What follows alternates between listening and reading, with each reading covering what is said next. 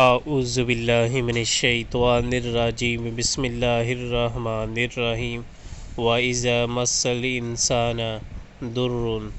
دَعَا رَبَّهُ مُنِيبًا إِلَيْهِ ثُمَّ إِذَا خَوَّلَهُ نِعْمَةً مِّنْهُ نَسِيَ مَا كَانَ يَدْعُو